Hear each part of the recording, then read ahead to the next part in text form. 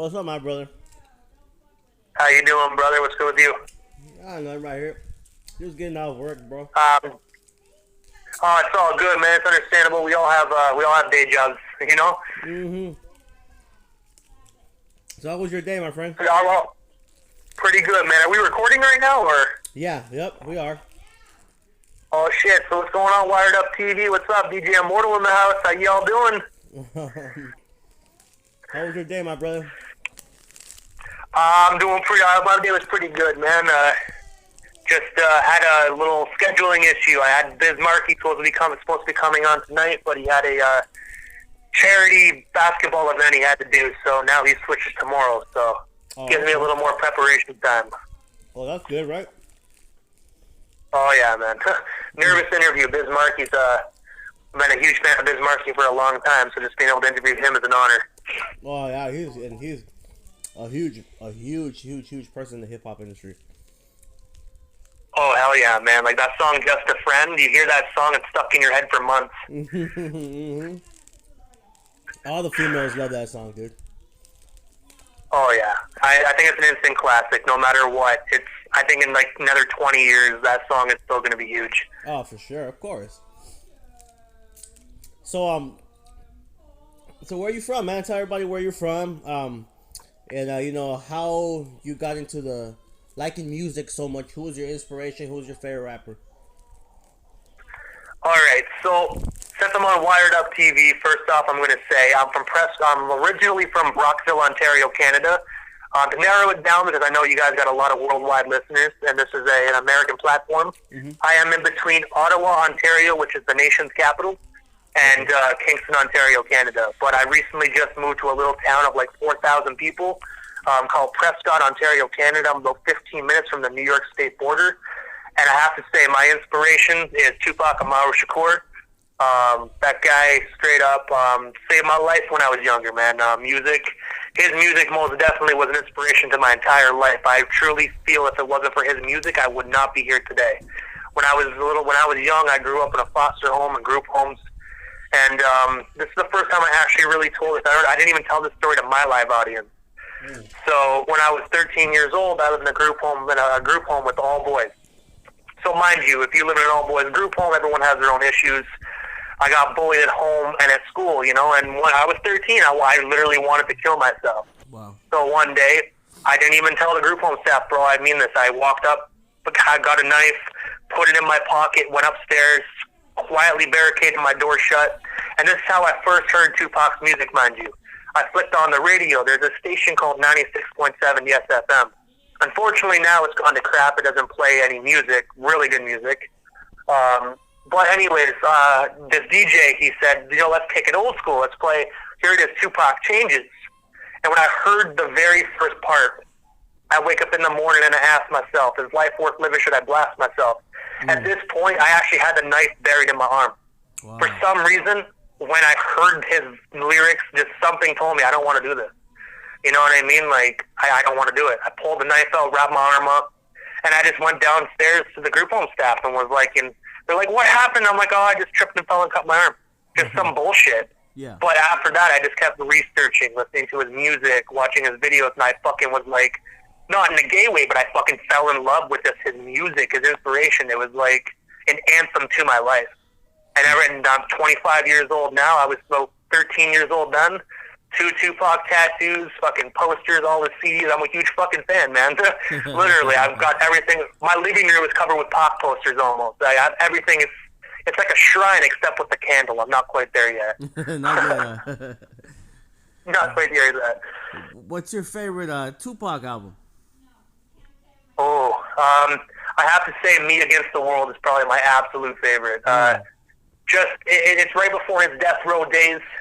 You know, Thug Life was one of those albums that he did, but you know, it was in between the Thug Life days and the Death Row days. It was a little bit of everything. You know, you really felt his pain and emotion from It Ain't Easy, him talking about knowing he's going to prison. You know, like it ain't easy being me. Will I see the penitentiary or will I stay free? It was like stuff like that. Then you saw his angry side with Death Around the Corner. So Many Tears, you know, it was such an inspirational album. You saw both sides of Tupac in that album. And after all, how can you not like that album? It's he was the first rap artist to actually go platinum while in prison. Oh yeah. So how can you not hate that? Yeah. Well, I mean, I would think, wasn't it Slick Rick that was the first one, or did Slick Rick just go to prison and then that was it? I'm not 100% on that. I heard Tupac was the first one. I could be wrong. I'm just going from what I heard with, right? Yeah, that's what I heard too. I heard Tupac was the first one, but for some reason, Slick Rick just popped into my head right now because I know he did time too, right? Yeah, unfortunately, a lot of the good legends did time. You know what I mean? Yeah. It's sad, but true. Sad but true. Exactly, man. So, if Me Against the World is your favorite Tupac album, I would think your favorite Tupac song would have to be in that album too, right? It's actually weird. When a lot of people ask me, since I'm a huge Pac fan, what's your favorite Tupac song? I look at it as there is not one Tupac song that I don't like. So choosing just one song is so hard. So when people ask me that question, normally what I say is I have a favorite song, one or two favorite songs from each album, because it's so hard to choose just one of your favorites. True. Because I would tell you it, and then 5 minutes later I'd switch it, because I'd be like, no, that one.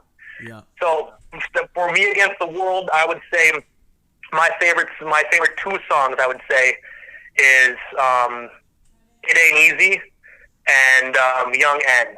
I just know my colors, so I'm not going to say the full word, but Young N. Everybody knows what song that is if you're a Pac fan. Yeah. Yeah. Okay.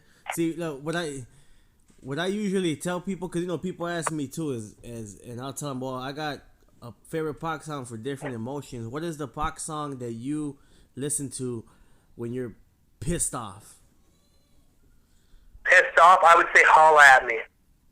Mainly because Holla at Me from Disc 2 of All Eyes on Me album. Yep. The reason behind that, what I would have to say, is because it kind of is not the story of my life. Like I'm not going to get quite into it, but I've dealt with crazy women that tried to lock you up and stuff like that. Like I've dealt with that, right? So Holla at Me, when he talked about how obviously he didn't say her name, but everybody knows he's talking about Ayanna Jackson, the broad that threw him in jail for that rape case, which everybody knows he didn't do. Oh, yeah. The way he was talking about that's a song that I really listen to, because no matter how pissed off you are at anything in this world, you can listen to that song and realize that this woman threw Tupac in jail, and even then he still didn't diss her. You know what I mean? So yeah.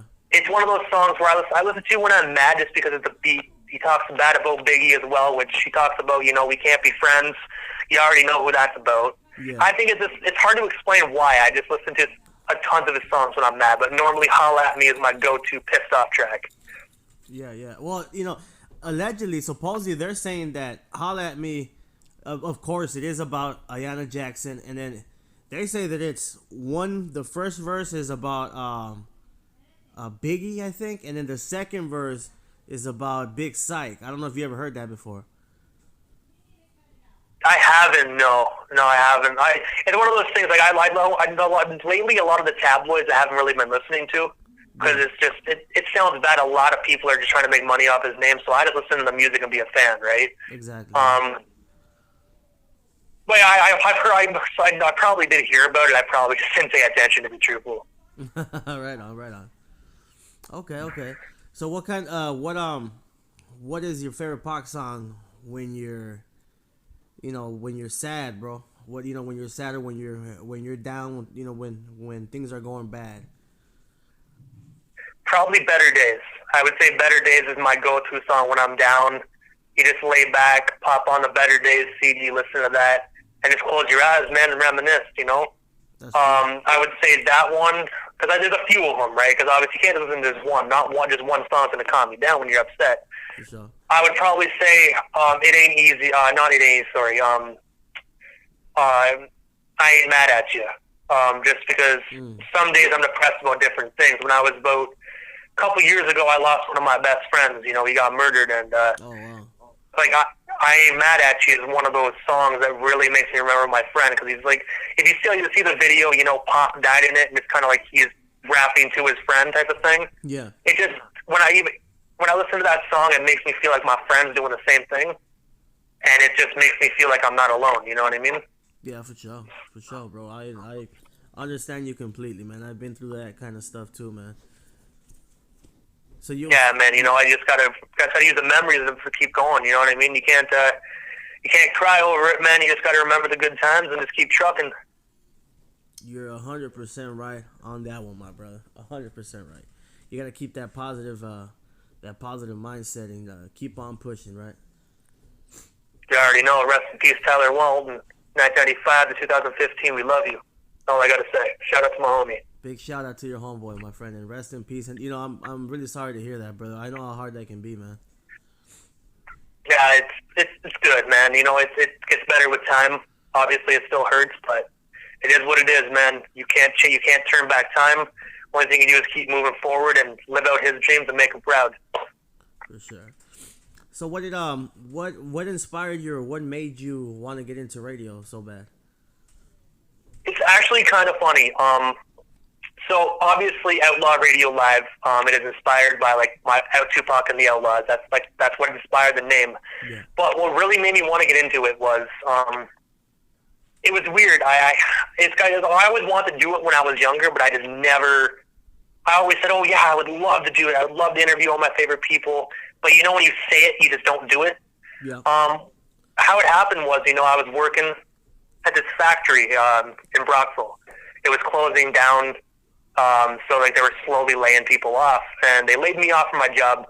I was trying to find a job at this point, but if anybody that knows Brockville, it's crap. It just the city's pretty much in a recession. They have no jobs, no nothing. So I kept pushing and pushing and pushing resumes, Indeed, just going like crazy. Couldn't find no job. So it's like one day I was laying on the couch. I literally was giving up on finding work. I was like, I can't do it. F this, right? So then I sit up randomly. I'm like, yo, babe, look at my wife. I'm like, I'm going to do a radio show. I just need something to keep my mind. I'm always fucking crazy, excuse my language, being in the house. I really need to do something to get my mind off this. So she's like, okay. At this point, I didn't know if she really thought I was serious. I didn't know if I was serious. Yeah. So I did the radio show, just played old school rap hits like Tupac, you know, all the old stuff. And I started sending the links to my friends, and they're like, yo, man, this is really good. Like, you should keep doing it. So I decided to make some social media accounts, and I started following some of my favorite rappers. I followed Deuce, who was Young Noble of Tupac's rap group, The Outlaws. Yeah. And he messaged me. I just followed him. Didn't even message him. I wasn't even going to do interviews at this point. He messaged me. He's like, hey, what's going on? I see you're a new platform. You know, me and Noble just dropped a new album. This is when they dropped Growth. Oh, okay. And he's like, I need to promote it. You know what I mean? So, and you need some, you obviously need some followers. Let's work. Let's connect. And mind you, I'm a Tupac fan, so you obviously know I'm a fan of the Outlaws. Like, you know what I mean? What are you gonna do when you're sitting back and you're like, okay, I haven't did an interview in my freaking life. But how are you gonna tell this man you haven't did that? You're gonna be like, all right, cool, I'll do it. You're not gonna turn him down. Of course not. So I was sitting back, I'm looking at my wife. I'm like, what the hell do? I never did an interview. So then I realized I have a few buddies across the world that rap. So I'm like, hey man, do you want to come on the show for like an interview? Like, you know, I'll put it on YouTube and whatnot, but I need it to pretty much as a tester to make sure I know what the hell I'm doing.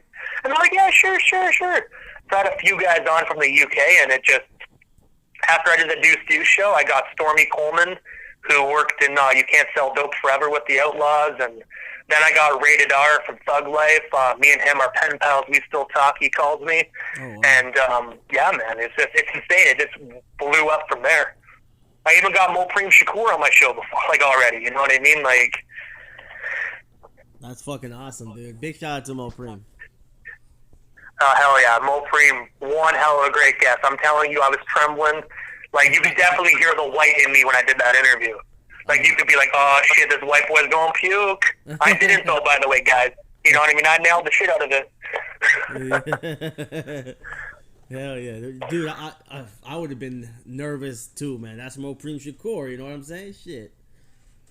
Yeah, and at first you listen to the interview. It's available on our YouTube channel, but like I thought at first I had to feel like he didn't want to be there, but I think he probably thought it was like every other interview, all about Pac. But I started asking him questions just about his career, like, you know, when he first started out. I think I only mentioned his brother's name once because they formed Thug Life together, and he started getting into the interview more because when I do the interviews, I I interview more people than just Pac's, like people that associate with Pac. Yeah. But I look at it as with the Mo Preem, I look at it from my perspective. My best friend was like my brother. I know that was Tupac's half brother, okay, step brother. Yeah. But at the end of the day, it's still his brother, and that's how I looked at my friend Tyler. So I look at it as if you interview someone like Mo Preem, or if someone's interviewing me, I don't want to talk about Tyler for like an hour and a half on the radio, you know? I'd want someone to talk about what I'm doing. So I based it on him. And I told him that before the interview, but I think he kind of was like, yeah, okay, you know what I mean? Like, I've never got an interview with just about me. But the questions were, he talked about Pac. But it was still like he did it on his own. I made it so, like, if you want to talk about Pac, I'll leave a few doors open. You can walk through the door, or you can slam it shut in their faces. Yeah.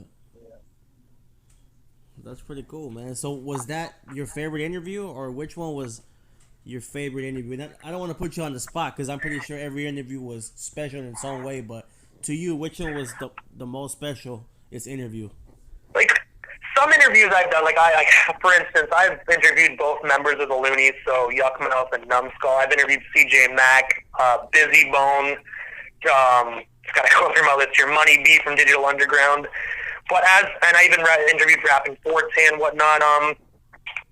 If you don't mind, can I pick two? Just because of the fact that picking one is just so hard. Yeah. Obviously, Mo Preem is going to be my top favorite, just because of the fact that was my dream interview. Yeah. I'm a really huge fan of Pac. That's the closest thing I'll ever get to interviewing Tupac. Yeah. So I would say that's most definitely is my top one. But my second favorite, I'd have to say Busy Bone from Bone Thugs and Harmony, just because that was such a huge interview that I've ever done. And my other favorite would probably have to be Rated R, because that interview pretty much, it was weird. After that Rated R interview from Thug Life, he just randomly calls me like once a week and whatnot, and we talk. So I think that sparked a friendship. That's good. So I'd most definitely say those are my top three. That's good shit, man. And I could really understand. I could relate to what you're saying because, you know, when I first started interviewing people, when I interviewed Reggie Wright Jr., you know, which is a close friend of mine's now, you know, we talk a lot, you know, and he was head of Right Way Security, and then I got to interview, you know, other people that were, you know, associated with Pac, and it just, I was nervous, man, and it just feels good, you know, because just like you, I was a huge Pac fan, so I can understand what you're talking about and how you feel, man. I can bet it was special, real special to you. It was, and it's almost surreal too when you actually like message these people, and then they're like, "Oh yeah, we'll do it," and then you book it, and then you make the posters, and you're like, "Ah, oh, fuck, man, this guy ain't even gonna answer the phone." You know what I mean? Like, and then he answers the phone. They're like, "Hey, what's going on, brother? How you doing?" And then you're just like, "Oh my god, this is like actually really happening right now. Like, am I dreaming? Did someone slap me in the face and wake me up? Like, this dream ain't funny no more, man." Oh yeah. Hell yeah, man. You definitely get nervous. I've gotten so nervous, man, where I felt like the interview was going garbage. But, you know, when I asked people, they go, "Nah, you're doing good." And I was like, "You couldn't tell that I was nervous?" "Nah, man, you sounded cool." I'm like, "Okay, all right."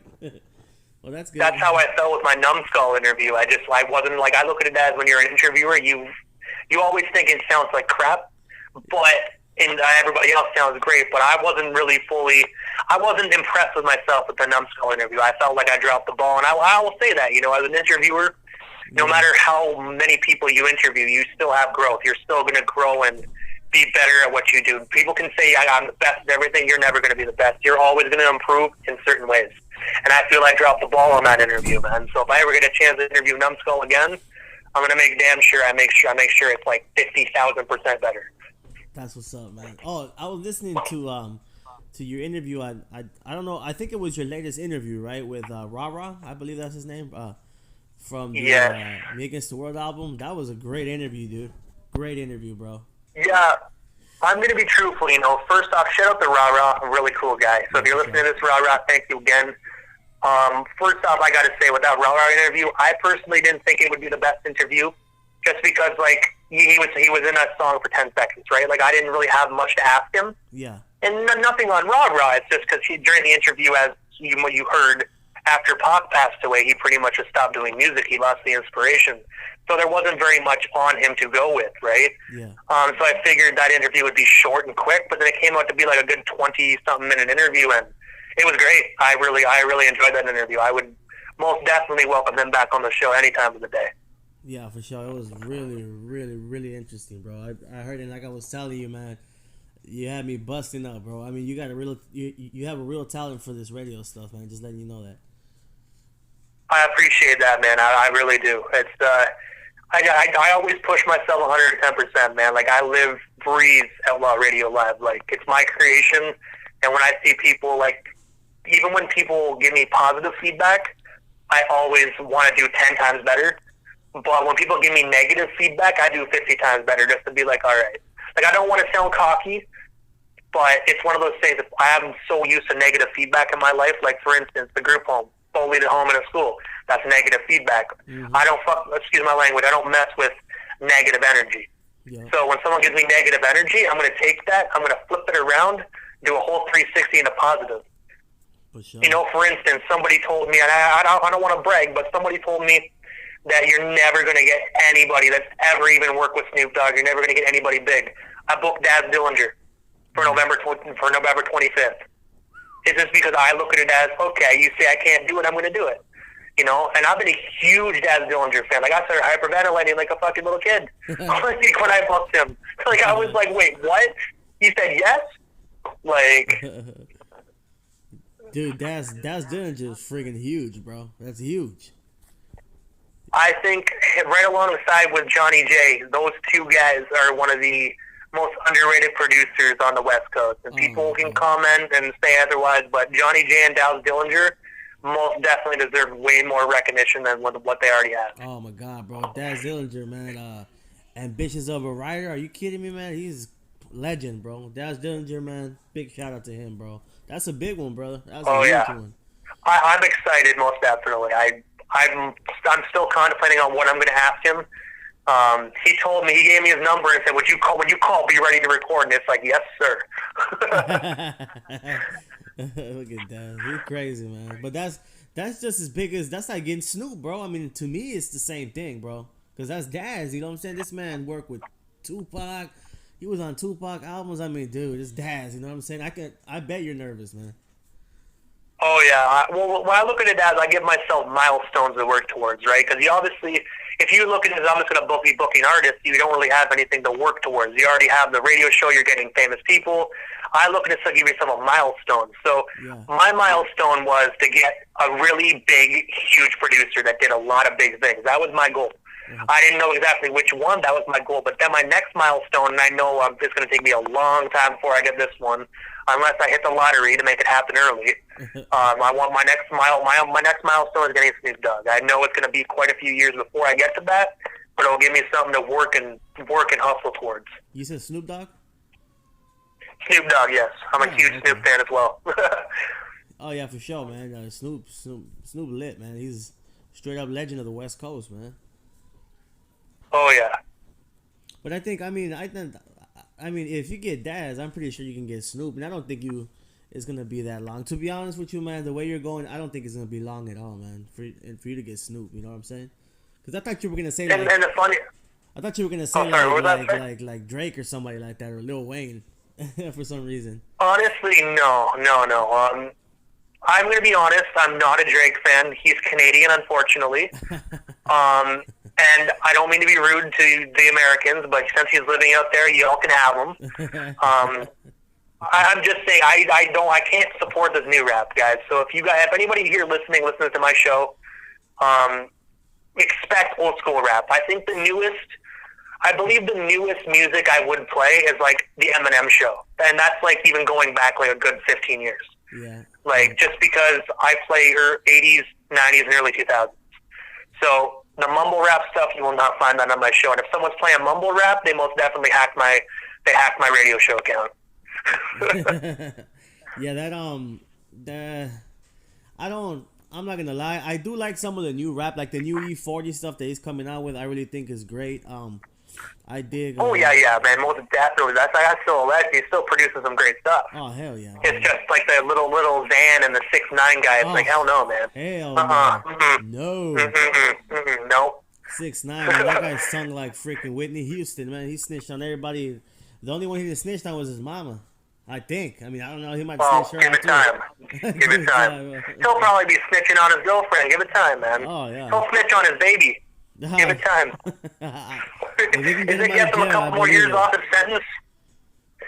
Actually, speaking of that, I heard something like he snitched on one of these Bloods or something like that, and the guy got like 13 years in prison. Yeah, like even if, the moment he walks out of jail, he's gonna die. So yeah, Shotty. Yeah, he snitched on his friend Shotty. I guess Shotty was banging his girlfriend or something like that, and he snitched on him. I mean, I believe he would have snitched on him whether he was banging his girlfriend, his dog, or whoever, because he's trying to get out of jail. But yeah, he snitched on some guy. Well, realistically, I don't mean talking shit or anything, but if you look at 6ix9ine's girlfriend, man, if you look on his Instagram, you'll see pictures of her. She's a dog's prettier, man.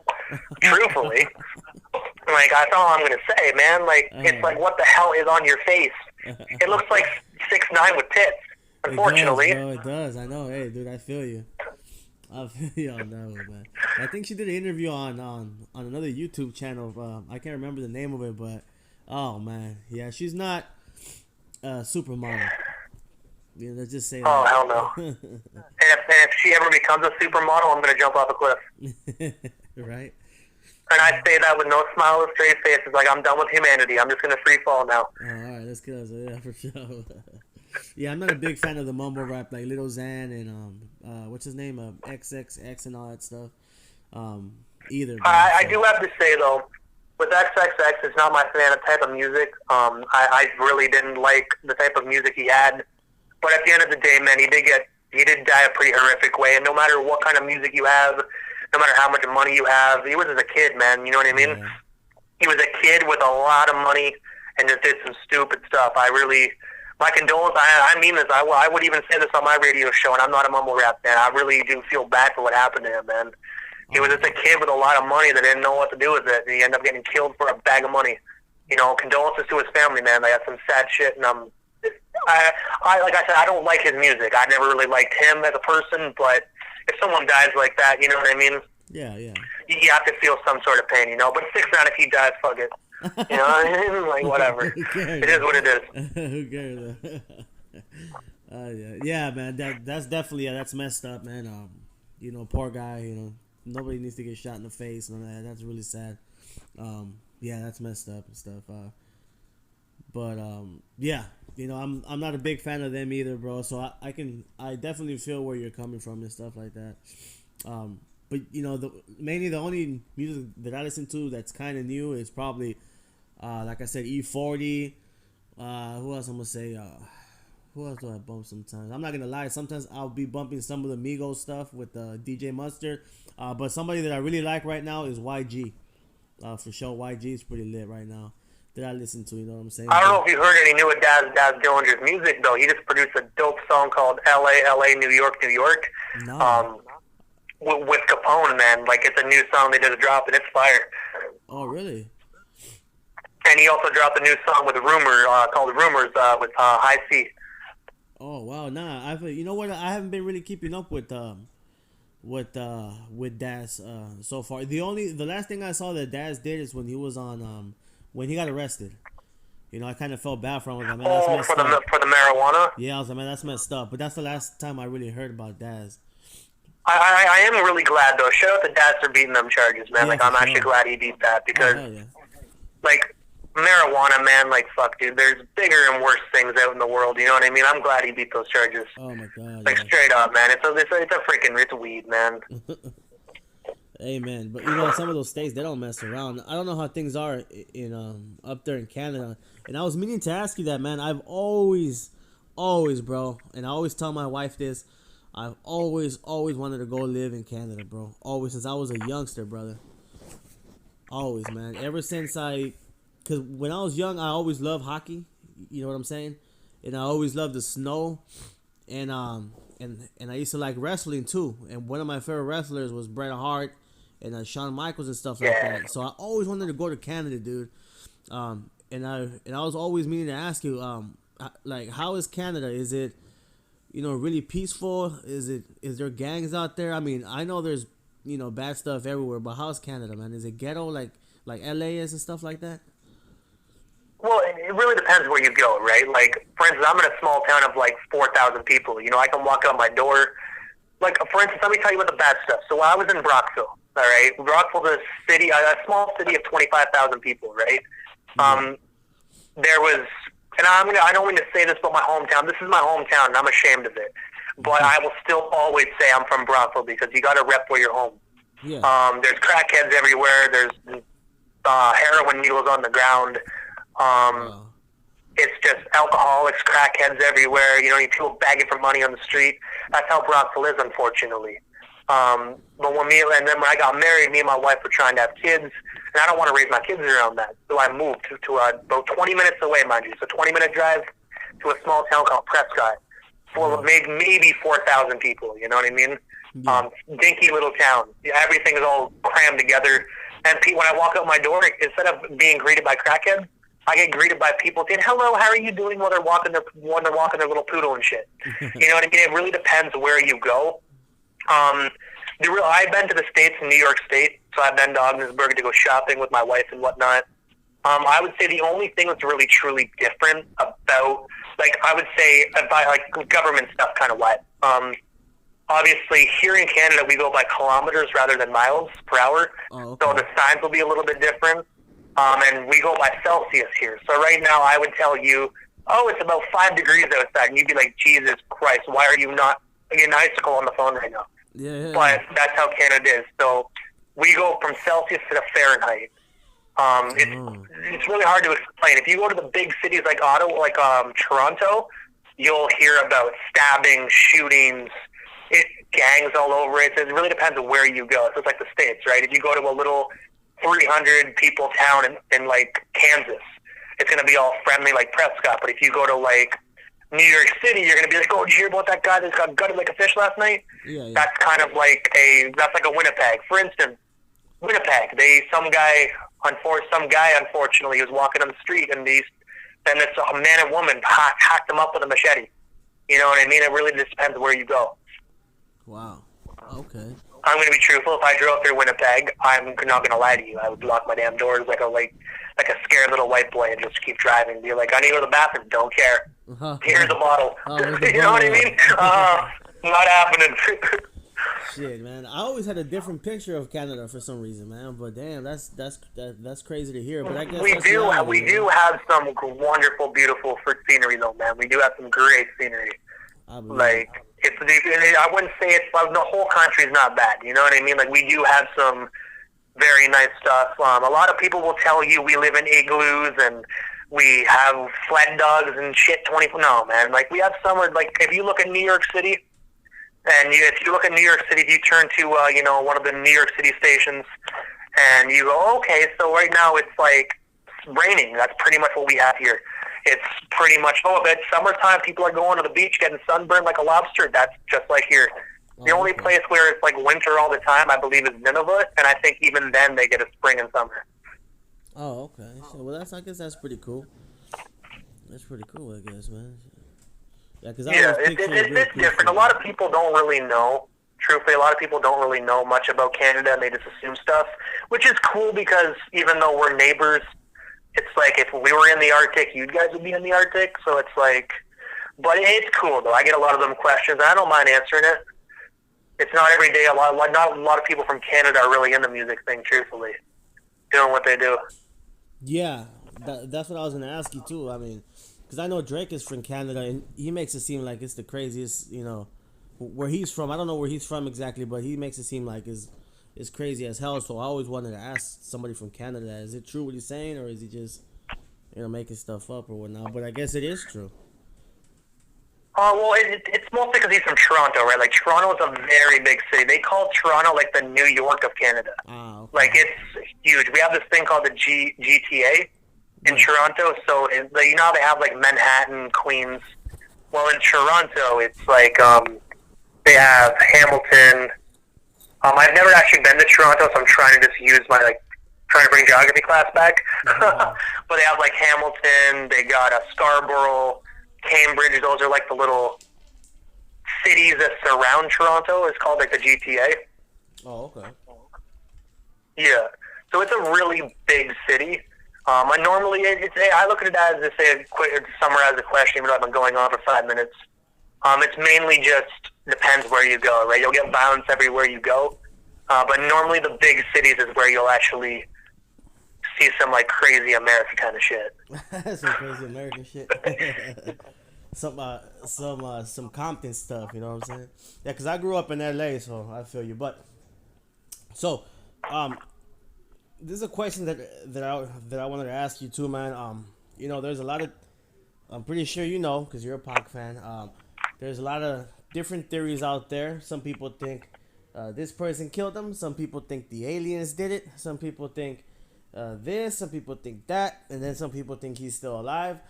What is your perception? What do you think happened to Tupac, and who do you think did it? If you believe he's dead. I'm going to be truthful, and I know this might go against a lot of your content on your channel, which I say, man, you know what? That's cool, man. Everybody has their own opinions on stuff. I do believe Tupac is passed away. Unfortunately, I believe, in my eyes, I think, and people might disagree with me. This is my eyes. I look at it as, you know, Pac was a very loyal individual. I'm going to start off with that. So, mind you, if he was part of something, he will most definitely be down with you 120%. Yeah. So the night of the MGM Grand, I honestly feel that when he walked up and punched Orlando, he literally punched himself to death, literally. I feel after he punched Orlando because of that chain incident, I physically feel when they left the MGM Grand, he went back to the hotel and then left for Club 662. I feel that even though it's 96, they didn't have cell phones, but you can't tell me you can't call your boy's pager and be like, call me and be like, look, that fucking Pac just banged me out, kill him. Like, it's Orlando Anderson, man. It's a Southside Crip. Yep. You know what I mean? Like, those guys, man, if you look at them the wrong way, they'll shoot you in the face. Oh, yeah. If you punch him, imagine what he's going to do. He's not going to come back and punch you back. He's going to shoot you. Yeah. A lot of people say it was Suge. I look at it as, you know what? Yeah, Suge got grazed in the head. I don't think it was Suge. No. I really don't, because look at it this way. People used to get beat up in death row studios like no tomorrow. Yeah. Oh, you stole like $1 off me? I'm going to beat you up in a back room. Suge Knight was alone with Pac 24/7. He bailed him out of jail, which means if anybody's been to jail, they will know that you have an assurity. And if you're out on $1.5 million bail, a 1.4 story, he most definitely is going to be a chaperone 24/7. So you had many chances to kill Tupac. Many chances. You could have shot him dead in your studio and have a bunch of blood clean it up. I think he actually wanted Pac to stay. That's why he made Death Row East. I feel, you know what I mean, he wouldn't do the whole Death Row East thing and then have Pac killed in Vegas. I physically think Pac was young, unfortunately made a really terrible mistake that cost him his life. I wish that... Yeah, and I'm sorry to interrupt you, but if it was Suge, why would you be sitting right next to him when he's 2 times his size, right? You know, why would you tell somebody, hey, I'm going to sit right next to him and come shoot him? You know, I would think Suge would be smarter than that, you know? Just like you said, he knew where Pac was 24/7. He had his guards on them. I mean, I don't know if you heard the story, but he was gonna drown there was I think they were in Maui or Cabo or something like that, but Pac was actually going to drown, and Suge jumped in and saved him because I guess Pac wasn't that good of a swimmer, you know. Yeah, that was when they were parasailing with Snoop Dogg and Suge. Yeah, there you go. So I mean, there was a lot of places, like you said. I mean, he could have killed him anywhere. So why in the car? Like, for instance, even look how Suge Knight's in jail in prison right now. At this point, I don't think Suge had as much money as he had back on the Death Row days. He killed a guy pretty much outside the set in broad daylight at the Straight Outta Compton set. Killed a guy because he didn't like how they were portraying him in the movie. You know what I mean? And he didn't give a fuck. He just ran him over and killed him. Yeah. You know, and then he goes to court and says, I didn't do it. And it's like, you're on video. I didn't do it. Yeah. You know what I mean? I look at it as, think about how much money he had back then. He would do it himself. I physically don't think. I think, like I said, I think it was Orlando. It pains me to hear it because, people are dumb.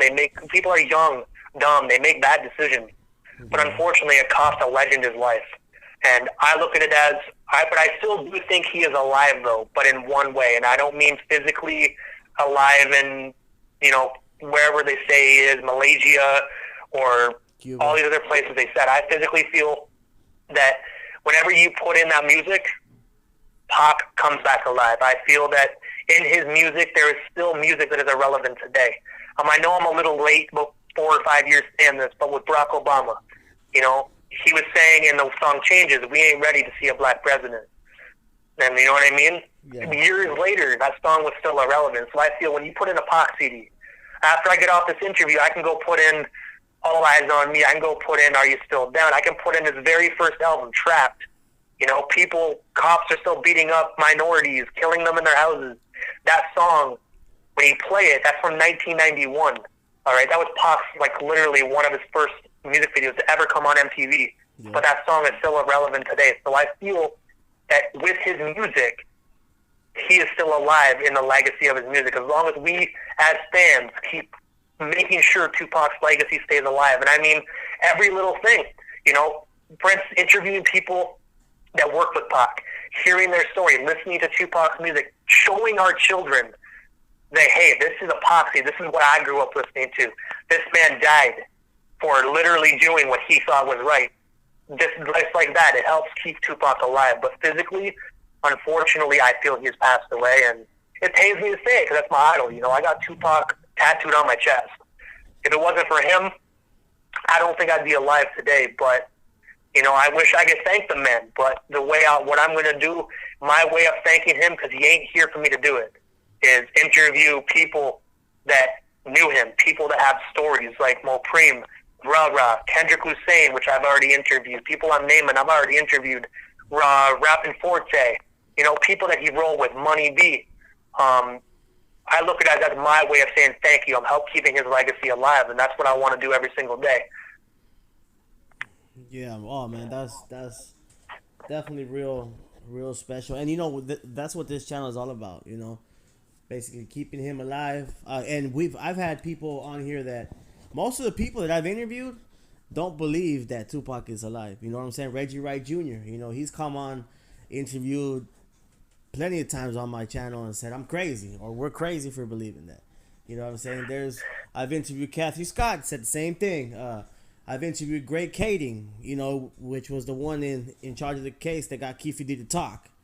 He obviously doesn't believe he's alive, and I mean, my thing is, my channel is basically about talking about Tupac, and not only Tupac, man, music in general, but mainly about Tupac, and my opinion is that it's kind of fishy, man. You know what I'm saying? But and just like I tell everybody on my channel, when I first started, listening to Tupac way back, because I grew up in Southgate, which is right next to Compton, Watts, Linwood, and Cudahy, Bell. So when Tupac got shot, and we heard that he passed away, I believed he died, and I believed he died until just about 2 years ago, or about a year ago. I always believed Tupac had passed away. You know what I'm saying? The one thing I do want to say, though, I used to think the same thing as you personally. I didn't mean to cut you off. I'm sorry about that. But I look at it as everybody knows. Remember how Pac was one of those people. I don't know if you know this. Obviously, you're a Pac fan, so you will know this. For the song "Brenda's Got a Baby," that song was actually from a newspaper article that he got in the newspaper. Every time he'd read it, every week it would just die down till it was nothing. He was very big on political. He was very big on stories about minorities, so black people getting shot. I feel throughout the years, I don't think he'd be able to keep quiet, man. If he was alive and he was hiding in Nigeria, or people say Malaysia, other people say Mexico, all these places, you can't tell me he wouldn't speak up and be like, look, fuck this shit, fuck this, I'm back. Tupac, Machiavelli, the motherfucking Don, I'm back. I feel that, man, he would not be able to keep quiet this long. You know what I mean? For instance, this Amber Geiger shit. You know what I mean? I hope she rots in that cell. Walks in a minority's home, shoots a black man dead. Yo, if Pac was alive, you already know he'd make an album dissing that bitch. Yes. You know, I feel in my deep down, I think, and I don't want to diss your channel or anything. I just want to be truthful. A lot of people make these conspiracy things in my eyes just to help keep them alive. And you know what? It works, man. It really does help keep Pac alive. But everyone's entitled to their opinion. I could just be wrong. You know what I mean? But at the end of the day, man, I wish he was still alive. I really do. But I don't think he is, man. Just being able to it's really hard to talk about it, right? Because it's just, I feel that he's gone just because he wouldn't be able to keep quiet this long, man. That's exactly. I mean, hey. Like look at it this way: Osama bin Laden. Look at I think it was Saddam Hussein. I don't mean to compare Tupac with that monster, but you know, it's almost like that. Saddam Hussein dug a hole in the desert, and he still got found. You know what I mean? Yeah. He still got found. But I mean, a lot of people think he's in Cuba. You know, Cuba ain't got no extradition law, so even if they knew where he was, that's why people think, you know, he's alive, because his godmother is in Cuba. She's done interviews with NBC, and you know, and they still can't bring her over here. You know what I'm saying? That's crazy. I didn't even know that. And she killed a police officer, and she escaped out of prison. She killed the cop. Well, I'm sorry, she allegedly killed the cop. She's saying that she didn't. You know what I'm saying? I don't know. I wasn't there. You know, so I'm not gonna say she did, but. Allegedly, what they charged her with is murder of a police officer. She went to prison. She escaped prison. She's in Cuba. Right now, she's in Cuba. Everybody knows where she is. The American government knows where she is. She's done televised interviews with NBC walking around Cuba, and they can't bring her over here. Even Trump has gone on the podium and said, I'm going to try to get, he said her real name, and I'm sorry if I can't remember her real name right now, but he said her real name because Asada Shakur, I think, is her name. I guess that that she got, you know, from being in the political parties and stuff like that, and the Black Panthers and things like that, or the African, I forgot the name of it, but yeah, you know, that's why people, you know, think that, because she's being in Cuba, man. She's doing interviews. Everybody knows where she's at. She murdered a police officer allegedly. She escaped prison, and I think escaping prison, I'm not 100% sure, but I think she might have hurt people escaping prison too, and they can't bring her over here. You know what I'm saying? So, I mean, it is possible, and I get what you're saying, man, because, I'm telling you, all these years, bro, I always believed Pac had passed away. I said Orlando Anderson killed him. He socked the wrong crip. But well, I don't think it was Orlando personally that killed him, but I think most definitely Orlando made it happen. Okay. You know what I mean? Like, I feel it was one of them in that car. Like, you know what I mean? Like, one of the Crips in that car. But okay, like people even tell me that they think Biggie was in L.A. and there's so many conspiracy theories on who even killed Pac, let alone Pac being alive. Oh, yeah. I've always been with the common sense one. You know what I mean? Like, just coming from a huge Pac fan. Like, I mean, like I'm a huge Pac fan. Like, it's ridiculous. If y'all saw my place, you'd be like, Jesus Christ, are you a fan or are you obsessed? But it's like I want him to be alive, man. I would love to shake that man's hand. I would fucking love to shake that man's hand and be like, look, you know what I mean? I wouldn't even care if he changes looks to a fucking woman. I wouldn't even care to shake the fucking person's hand that made that music. But I feel that, you know what I mean? Just deep down, I don't know why. I refuse to let myself believe it. I feel that by listening to his music and how the type of person he was when he was Tupac Amaru Shakur, I feel that, you know, I think he made also the Machiavelli the Dawn album with the whole Machiavelli thing. I feel also when he made that album, he made it so this stuff would happen. Because he always wanted his legacy to live on even after he died. That's why he made so many albums. Well, yeah. I feel the Machiavelli the Dawn is what he did for this. I feel he's like, you know, I'm not going to make these people think I'm still alive. You know, like when he said, expect me, and like Jesus, I'm coming back. Expect me, I'm coming. You know what I mean? It's just stuff like that is what causes the conspiracy. That's what I believe. I think it was albums like that that made the conspiracies happen. So you can be like, guess what? When you all, 30 years from now, when you all are like, you know, blah, blah, blah, guess what? I'm still in the tabloids, motherfucker. Oh, yeah. And you can't shut me up. And if that's the reason he did it, it is working. You know what I mean? I mean, yeah. Hey, it's so hard, though, because Pac was such a complex individual, so I physically feel that it could be anything. Yeah. Oh, and just to ask you a question. I mean, if you believe he's passed away, why do you think they haven't solved it, and why do you think if because Keefe D, which he's saying he was in the car and stuff like that, he admitted he was in there, so he's an accessory to murder. Why do you think he's not in prison, in your opinion? Truthfully, they don't care. Unfortunately, I think it's me to say it. I don't think they give a shit. You know what I mean? For instance, look at Biggie Smalls. Of a murder? He got shot. Well, I'm just saying, he got shot. I don't mean to bring up Biggie during a Pac question, but yeah. For instance, Biggie's murder isn't solved. People know he's dead. He got shot right in the freaking head, or what? Well, yeah, I don't know the whole story of Biggie. I'm not a Biggie fan. Well, yeah, but nobody has came out admitting to the Biggie murder either, though. So you can't really compare them two like that. Like I said, I really don't think they care. Because I don't think he's admitted that he's been a part of it. That's accessory He was to in the murder. car, right? Yeah, accessory to murder, which is the same as a murderer. He's also dying of cancer, so he really doesn't give a shit. You know what I mean? Like, allegedly. I'm going to be truthful, man. I really don't know. I think the reason why they didn't solve it is I think because they don't care. You know what I mean? For instance, Nipsey Hussle, man, God bless his soul. You know, he passed away. God bless Nipsey's soul, but you know what I mean? He got killed. Killer found in a minute. Yeah, 1 minute. Yeah, you're right. Yeah, you're 100% right. They solved it like, I think the same day, right? I'm going to be truthful. I really don't know, man, because I don't really pay attention to that kind of stuff. I just feel that it was 96 with all the whole rap war going on, the East Coast West, cops not giving a crap about minorities. I just feel they just didn't give a shit. They're like, excuse my language, but there's one less 10 dead. That's how the cops were back in the day, man. Like, oh, I mean, well, they still are. Unfortunately, that's how the police were, right? They still are right now. I really just don't know how to answer that, truthfully, because I just feel they just don't care.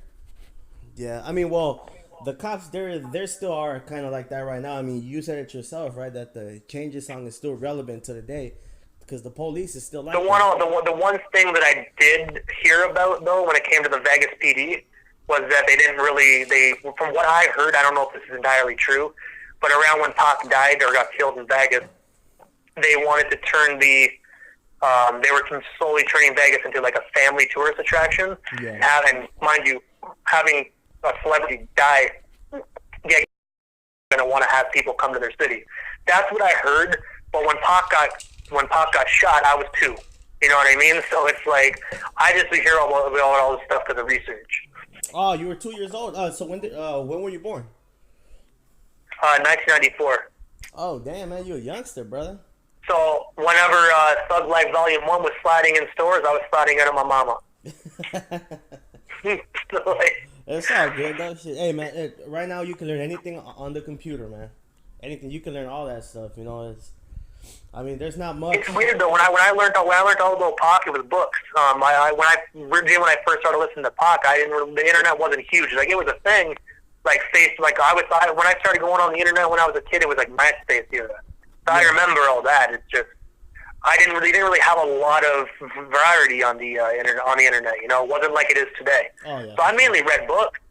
I had like hip hop history books, and I remember after hearing his music, I didn't find out Pac really died because I lived in a group home. Like, I was a very sheltered kid. Yeah. So like I had music, but to go to a library and actually do research, I didn't know Pac died till after about a month and a half of me listening to his music. And I was like, yo, I want to hear more new music. Like, this shit's fucking the bomb. Like, yo, this guy is fucking so inspirational. I want to hear more. And then I found out he died, and I was like, oh, shit. Oh, man. That's when I was like, wait, what? Like, you know what I mean? Like, wait, what?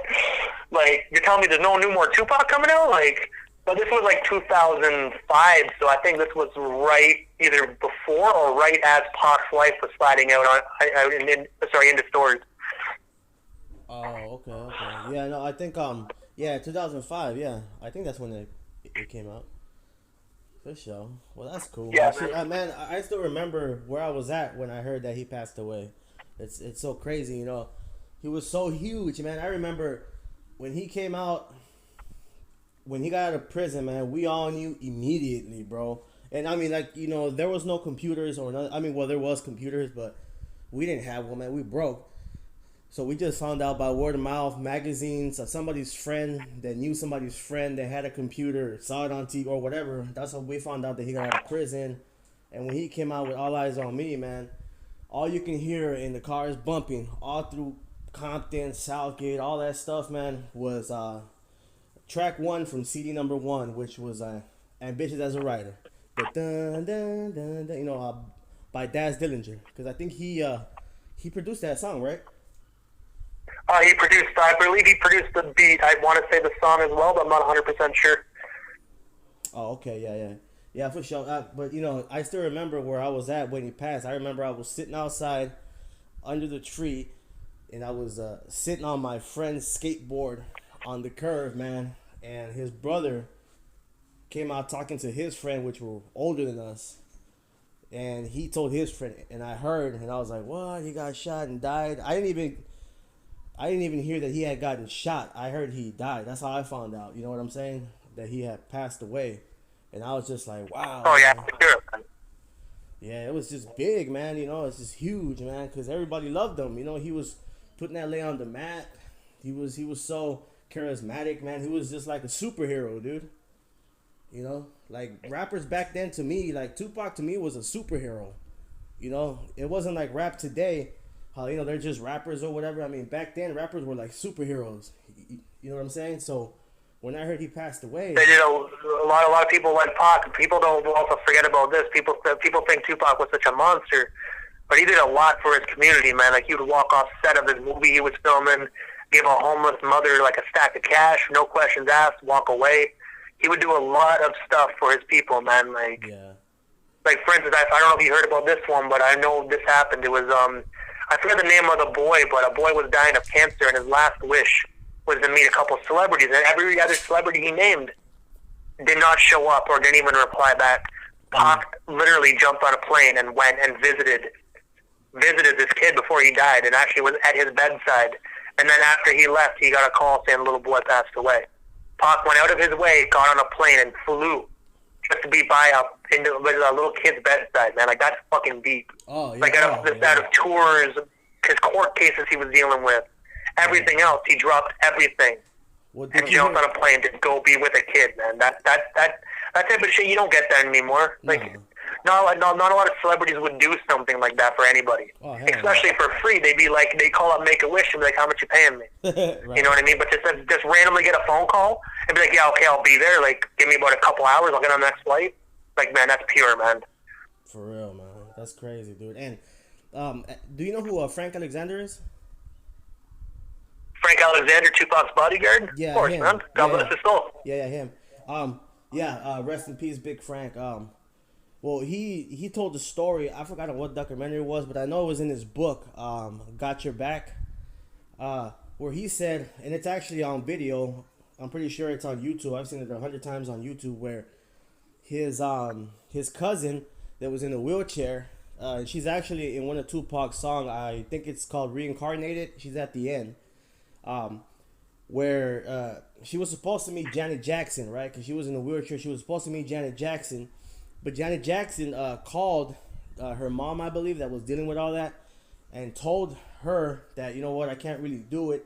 If I meet you, you're going to have to fly out here on your own dime to New York, because they were in LA. You have to fly all the way out here to New York on your own dime. And I could only see you for about half an hour, So Frank told Tupac that, and Tupac goes, you know what, F Janet Jackson.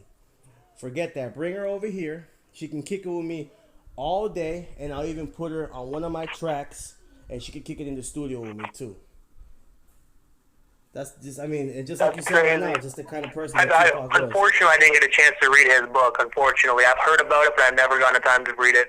I'm not really huge on reading books. I have a very short attention span. Just the fact of sitting there with a book, like, I got, like, stacks of Tupac books as well, Like, I got his legacy book where it has, it actually has, like, obviously it's not the real first copy, but, like, the movie Gridlocked he did.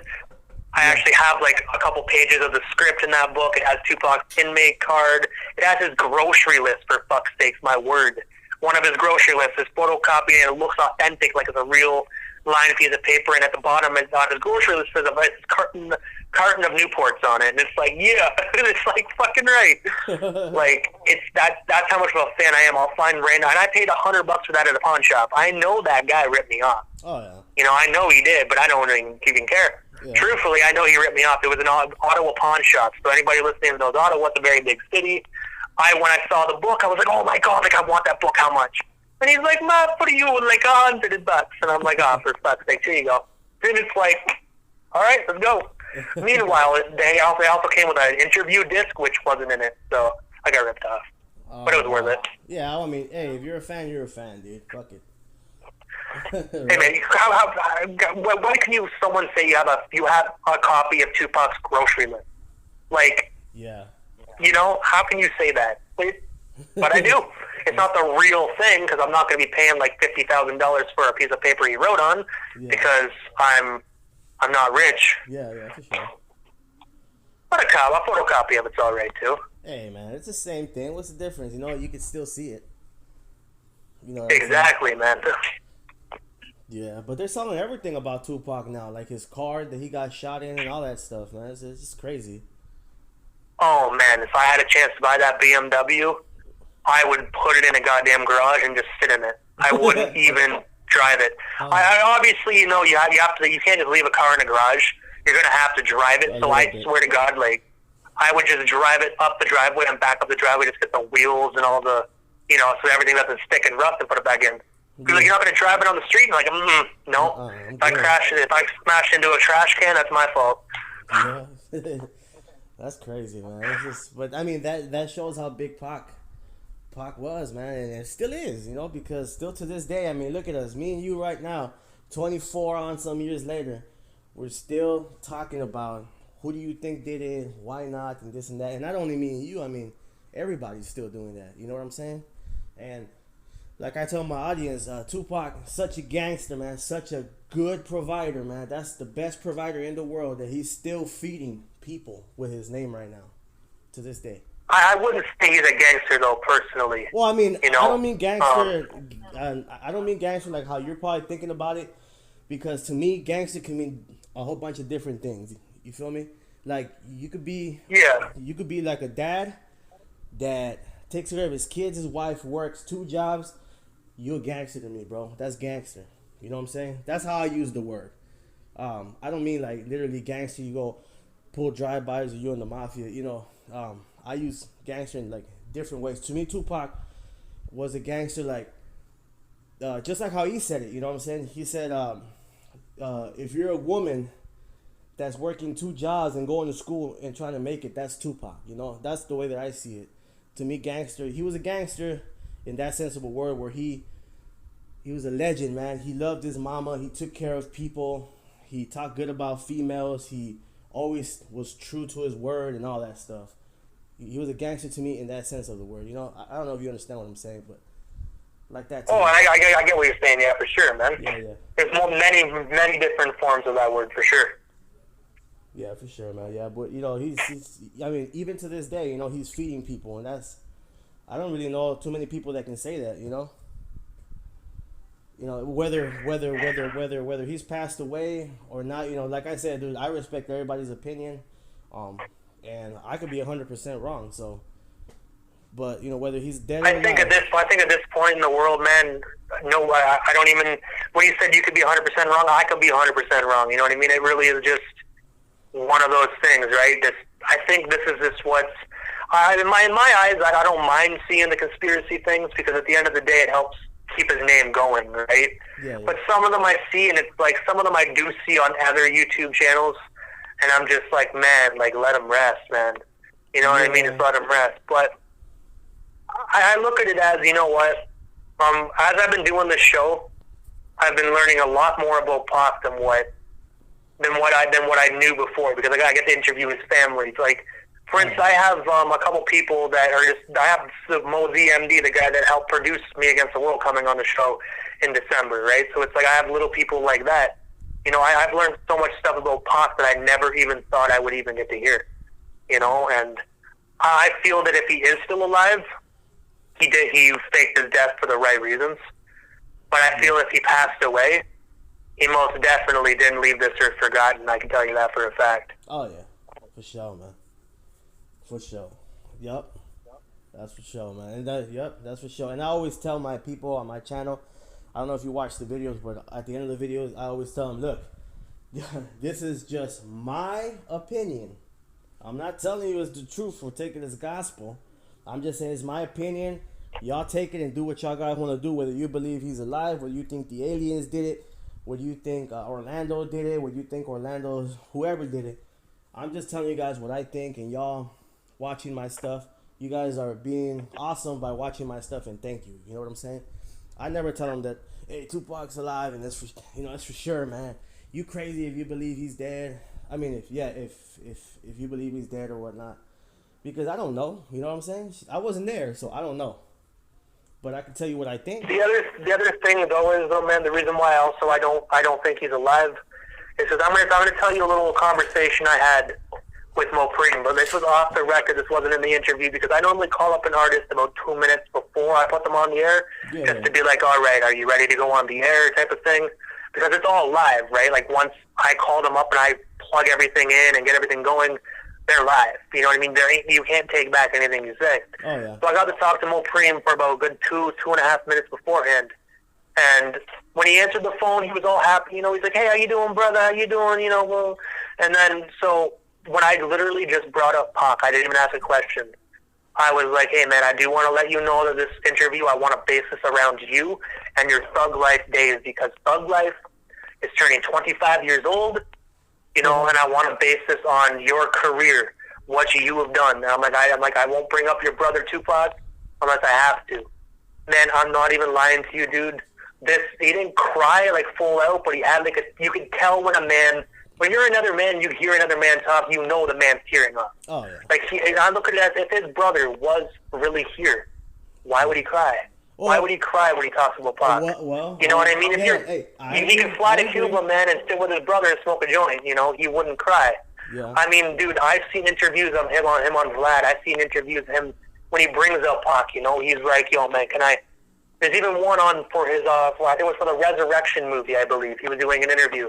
Yeah. I know it was a Tupac movie documentary. I could be wrong because I have a few of them. Yeah, but he was like, look, man, can I curse because I'm getting really emotional. You see tears running down this man's face. Yeah. You know, and there's nothing wrong with a grown man crying because it's like Pac said, thugs cry. Oh, of course. But I look at it this way: if he was alive, you know damn well his brother would know. That's his brother. You know. Oh, yeah. So I feel I look at it from my perspective, because I know what it's like to lose a brother. My friend Tyler, as we came out of each other's mother's wombs, we were friends. My mom and his mom, best friends. So if I knew my friend didn't die, and he was in Cuba, even if I couldn't get to Cuba because I didn't have enough money or a boarding pass, I wouldn't cry, because I'd be like, you know what, man, I know he's safe. Yeah. I know he's still on Earth. He's still breathing. He's still doing what he loves to do. But the way he cries, that's pain, man. And I feel for that man, because as I've been doing the show, I've been becoming acquaintances and friends with people I never thought I'd ever be able to get a chance to do. And when you hear on the phone and you're having a one-on-one conversation, and you actually hear a man kind of tear up, not full-on cry, but tear up, and you can hear it, you can hear the pain, and you can feel it through the phone. You know, when you just say the word Tupac, I look at it as, man, like, you know, either he's alive and someone's not telling his own brother, which I highly doubt that. But you can hear the pain in his voice, man. Yeah, but I mean that's possible too, though. I'm just putting that out there. You know, that's possible. Plus, something else. You know, and I agree with you, man. You know what I'm saying? If I'm wrong and stuff like that, I really feel bad. You know what I'm saying? Because I know how hard it is to lose people and stuff. And I agree with you 100%, bro. You know, and I've seen those interviews too where Mopreme, when he talks about Pac, man, you know, and he says that his brother's passed away, I don't think he's lying, bro. I don't doubt him 1 second. You feel me? Because shit. Like I said at the beginning, I respect everybody else's opinions and whatnot, but if it's with my opinion, I look at it as I've been through a lot of pain in my life, you know, and I'm not gonna get through my life story because this will be like a 12-part interview. But I've been through some shit. I've seen some shit. Oh, you can tell I've been through some stuff that would. You can go ahead and tell us, bro. I'm just gonna be honest. When my friend passed away, man, I was there. I seen him die in my own eyes. I held my friend till he died. My friend got murdered over a girl. Okay, I'm not gonna say names because Yeah, for sure. I don't believe he shouldn't. He only did about 6 months in prison. Okay, he did. People that do an assault charge get longer than what he got. He ran my friend over, and I held my friend's skull together. All right. It used to be really terrible and hard for me to talk about, but at the end of the day, you just can't keep it in, And I look at it as I've seen that. I've been through foster homes, group homes. I've had my ex-girlfriend pretty much almost murder me with a frying pan. I live with a 5-inch crack in the back of my head every single day. I have full point. I have blood coming out of my ears, migraines on a daily, and I'm still here. The doctors say I should be dead. That's only a sliver of what I've been through. So I look at it as, man, when you lose someone really close to you, like really, really close, and then you actually feel it. I just look at it as if he is still alive or if he really is passed on. I just don't believe in talking about the conspiracy theories because it just pains the family more when they see it. You know what I mean? They'd be like, my son really is dead. But yet we're still seeing, you know what I mean? I look at it as I can't stop everybody from doing it, but I just look at it as from my perspective. How would I feel if I knew Tyler was gone because I held his skull together with my bare hands and he looked at me and said, I love you one last time before his breath, his soul left his body, but everybody in the world is saying, no, man, he's alive. It's just, I look at that from a family's perspective. Like, if he's alive, I'm glad he's alive because he's my idol, and if it wasn't for his music, I wouldn't be here today. Yep. But also, if he is passed away, I just wish for one day, people can just let the family have peace. You know what I mean? And I'm just like Pac said in his interview, the one that just got released from MTV, because if you're a Pac fan, you have to see that shit. All right? If you haven't, go check it out. The woman asked him, I believe her name is Tabitha. She asked him, do you ever think you'll live a quiet, peaceful life? He literally looks at the ground, and he's like, no. Just no emotion, said no. Even when he's gone, it's still not peaceful. So I look at it as if he's alive, celebrate it. You know what I mean? Celebrate the Machiavelli, the Dawn is still in this world with us. You know what I mean? Because that is one guy that no matter what, his name is going to be celebrated for thousands of years to come. I guarantee it. Oh, yeah. If there is such thing as a music player, Tupac will be around for years to come. But that's just my personal thing. You know what I mean? I just been through so much in my life that I try and look at it as a family's perspective, right? Like, I'm just one of those guys that's really deep on certain situations. I want to believe he's alive, but just judging by the evidence and how the type of person Pac was, if he is alive, he must have stopped caring. But I don't think that man can ever stop caring because everybody knows Tupac was a very caring individual. That's true.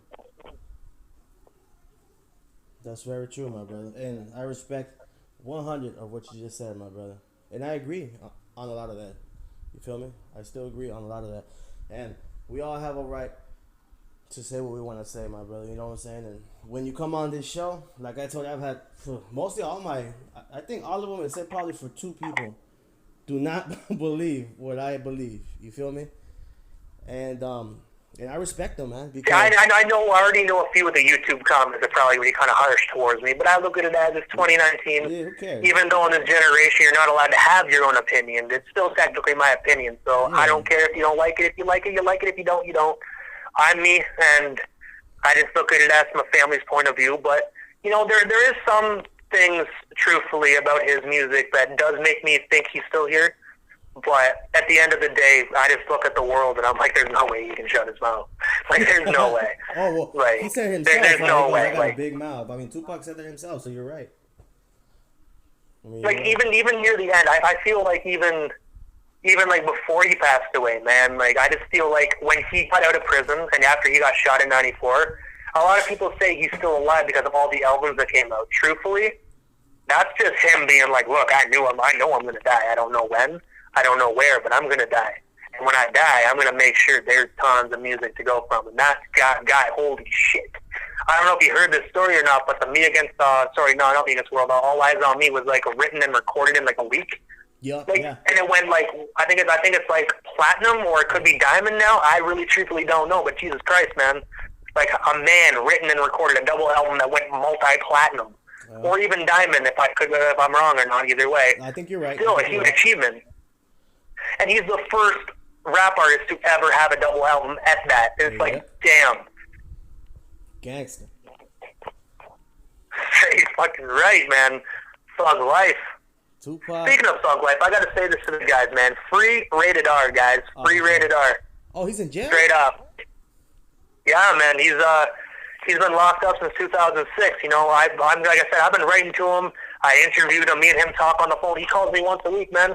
I mailed him a birthday card not too long ago. So you know what? Free rated R. Anybody listening? Can I actually read out his address quickly for everybody so they can actually write to him? Please, brother. Please do so. All right. So, guys, anybody listening right now, if you want to listen right to Rated R, you know, The Runner, Thug Life, write to Walter Burns, F19972-I-N-93, San Quentin State Prison, San Quentin, California, USA, 94974.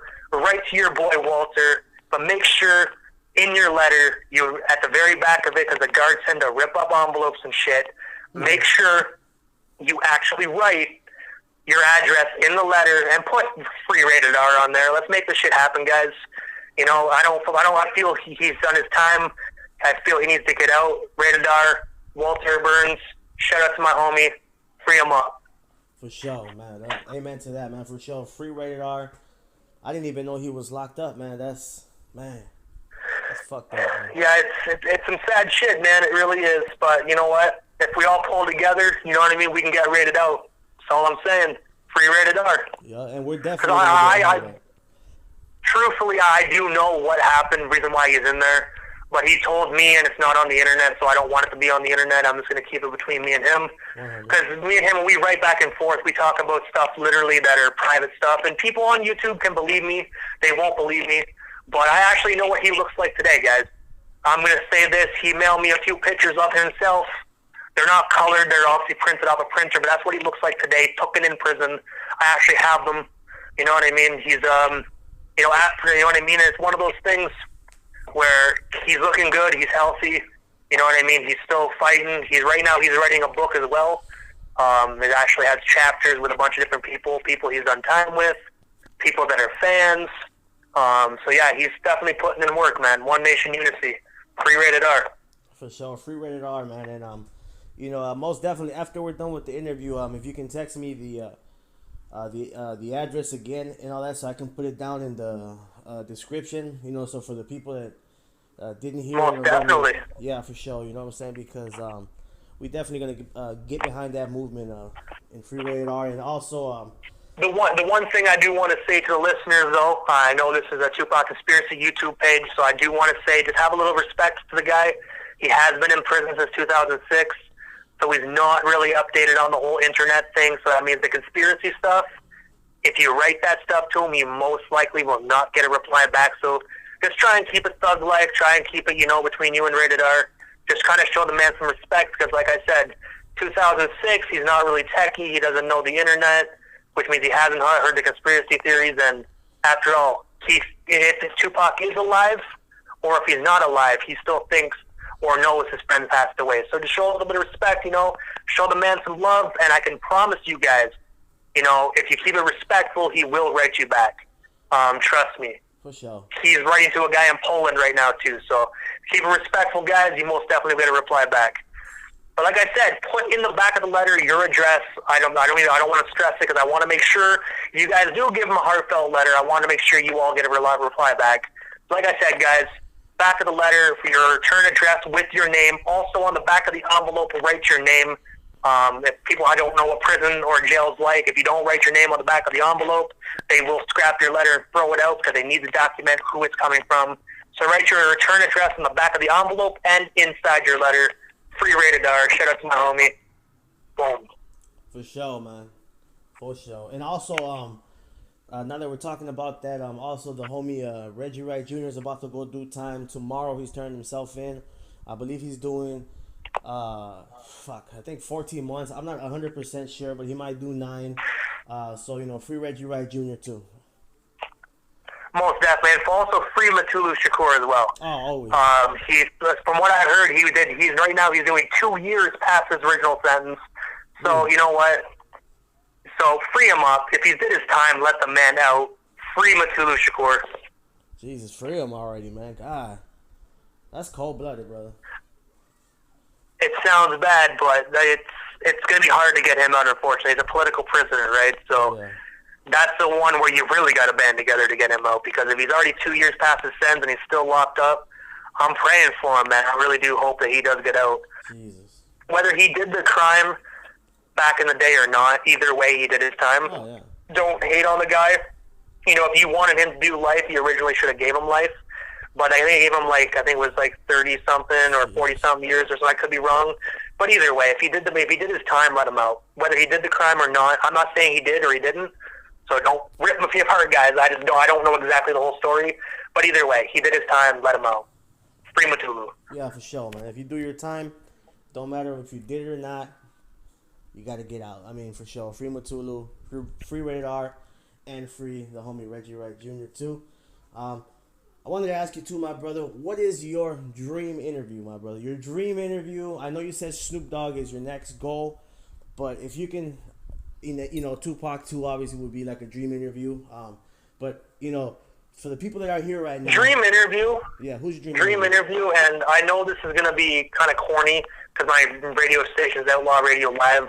My dream interview, and I'm gonna be truthful. What I want to do is, as everybody knows, there's only a few outlaws left. You know, God bless Hussein Fatal. You know, he passed away. Yeah. But whatever outlaws are left, I really, truthfully want to get Castro, EDI, Young Noble, and Napoleon. I know Napoleon doesn't rap anymore. I've interviewed Napoleon as well, guys. So if you like if you want to hear Napoleon's interview with myself, YouTube, it's there. But get all the remaining outlaws that are still alive in an interview, just because obviously Castro has had a little beef with who. Just get them all together as a group one last time for an interview. But I don't mean like a Vlad interview where you talk about Pac for 2 hours.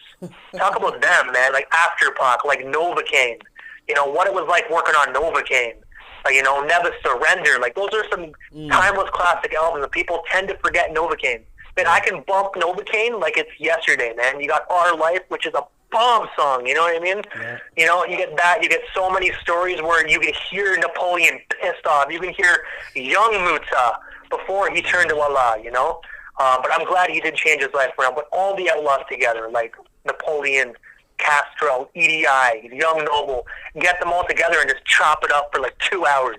Just talk about everything about their career, what Castro's doing. Like, where the hell did he go? You know what I mean? Yeah. Ask him where he's at now. You know, just all of them together, I think, would be one hell of a great interview. And I wouldn't even care about views. I think even if I got 0 views on the video, I wouldn't give a shit. Yeah. It's just the fact that I got to do that. You know what I mean? For sure. For sure, man. Have you ever heard that song? And I'm pretty sure you've heard that song called "In the Event of My Demise," bro. Oh yeah. Oh man, that Muta verse, man, is killer, bro. Killer. Every time I hear that, yeah, man, he's doing some poetry stuff now. I guess he got back in the booth, but he's doing poetry with no beat. Yeah, I've heard that. Yeah, for sure. Hell yeah, man. I saw that, and it's like, unfortunately, it's 2019. Someone's gonna take it and put a beat on it, and but either way, like I'm glad. It's good to see Muta back in the booth doing poetry. It's just good to see him back doing something. You know what I mean? Yeah, for sure. I mean, you know, he's always been doing positive stuff, but yeah, most definitely, it's good to see him doing kind of music stuff. You know what I'm saying? Oh, and by the way, rest in peace to Mr. Gaddafi too, from the Outlaws too. Gaddafi, cannot afraid about him, man. Rest in peace. 19 when he passed away, man. Young, man. It's fucking tragedy, man. Like I call him the lyrical assassin. I'm gonna be truthful. Like, if you heard him in the Made End song. You know what I mean? Yeah, niggas. Good God, man. I know it's probably not the best term for it because of, unfortunately, how he passed away. But he murdered his verse, man. Yeah, like, if you heard that shit, you're like, damn! Like, Gaddafi, chill, bro. Like, damn, man. He trying to make Tupac look bad, man. He killed that verse, bro. Killed that verse. You know what I'm saying? Yeah. Like, I love Gaddafi, man. I wish he would have... I really wish that tragic incident didn't happen. You know, it was, you know, I don't really want to get into it, you know, because it's a really sad thing. But at the end of the day, man, you know, he was 19, he passed. I honestly feel if he was still alive today, man, like he would have some great music out, man. Whether he's doing music still to today or just quit doing it altogether, he would most definitely have way more music than he already had. Like, he was one hell of a great artist. Oh man, that's 100% real, man. And that Made Nigga song was killer too, bro. I 100% agree with you on that one, brother. That shit was killer. Oh, bro. hell yeah, man. That shit was killer. So yeah, brother. Do you have anything new that you want to promote? Anything? Do you want to tell them where to go so they can see and hear you? Your interviews, your radio station. All right, perfect. So, really, truthfully, guys, we got some great interviews coming up on Outlaw Radio Live. For instance, in October, tomorrow night, we got Biz Markie. Like I said at the beginning of the interview, we got Cuzzo Fly from the Loonies. He is actually the newest member of the Loonies. I believe it's the Loonies Hype Man.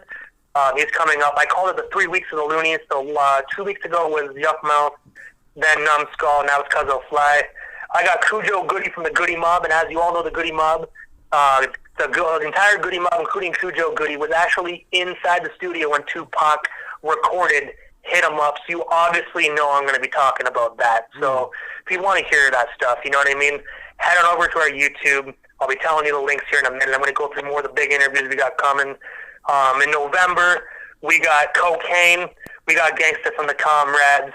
We got Sibo. We got West Coast Stone. We got Capone, Daz Dillinger, The Chill from CMW. We got DJ Main Event. We got X-Rated. He actually just did 26 years out of 30 years in prison. So we have a lot to chop up with X-Rated. We also have Maurice Stewart, also known as Mosey MD, one of the producers that helped produce Me Against the World. We got J.O. Felony. We got Oracle, which she sang on 2 songs of Me Against the World, which is Made N and Lord Knows. She did the chorus, so if you know that song, that's her. We also have DJ Mike T of CMW. We also got L.A. Mabin. This is a different one, guys. He also did. He's a DJ, but he's also a Hollywood special effects engineer. So he's worked on many great movies. I'm looking at it right in front of me because I'm a huge Bruce Willis fan. That's probably the whitest comment out of my mouth the entire interview. But he worked on The Fifth Element.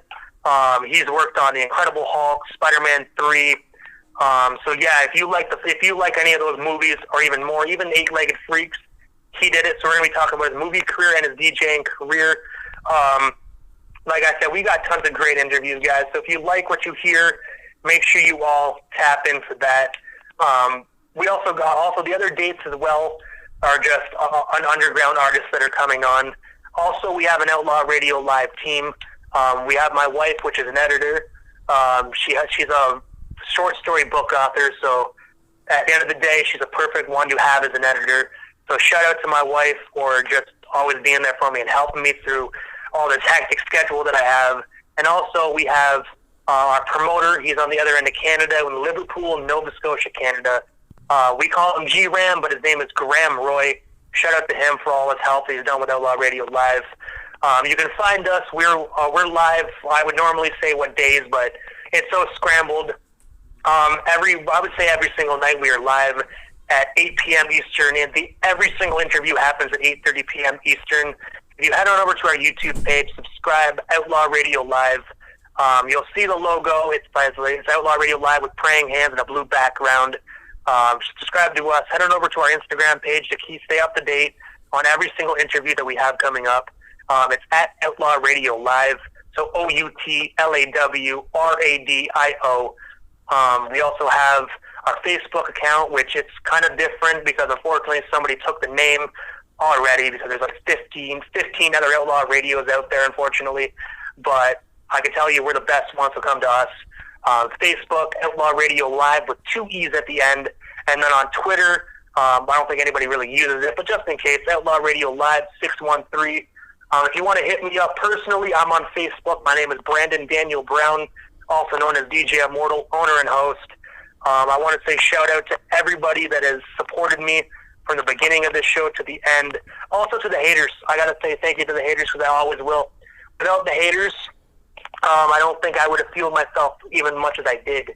So thank you to everybody in my entire life that has doubted me, whether it's ex-girlfriends, bullies at school when I was growing up, fake friends, anybody. Everybody that has doubted me or said Brandon Daniel Brown ain't going to be shit, look at me now.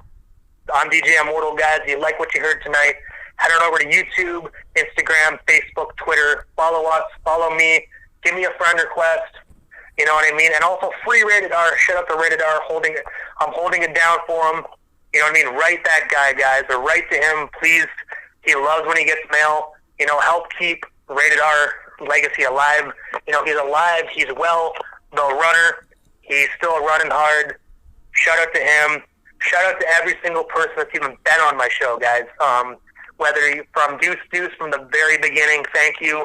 Right up to Rah Rah. Everybody, past, present, and future, thank you for making my brand, my name, my show 10 times better every single week. I love all the fans, all the listeners. Thank you. I realize I'm going off on a tangent, so I'm going to shut the hell up now, but thank you. But like I said, thank you to everybody. Haters, check me out on Facebook, Instagram, Twitter. And thank you to you as well, man. I cannot forget about you. Shout out to Wired Up TV for giving the homie DJ Immortal of Outlaw Radio Live a chance to come on the air, tell his thoughts on Tupac, give Rated R some love and everybody his address. Thank you guys so much for that. Thank you so much, Wired Up TV. Thank you, man, for having me up on your show. It was an absolute honor. Thank you.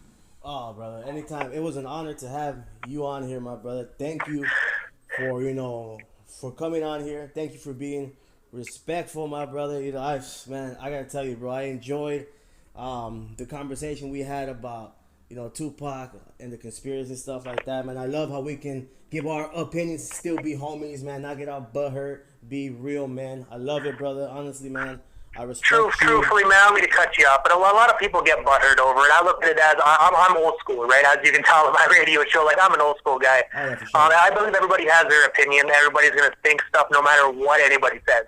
You can yell it in someone's face, you know, tie them to a chair, make them believe what you want to believe, but at the end of the day, they're going to believe what they believe. Everyone has their own conspiracy theories. Everyone has their own theories.